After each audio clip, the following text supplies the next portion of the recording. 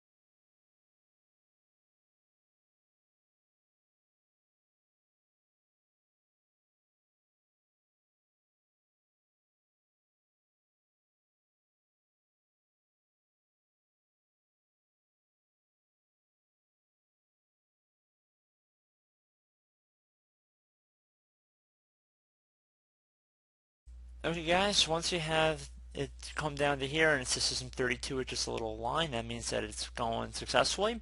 So at this point I would suggest restarting your computer and hopefully it's resolved the issue. Now if it hasn't, you're more than welcome to go and use the Windows 10 Media Creation tool, which I've made tutorials about in the past, and there's some troubleshooting utilities in there you can give a shot.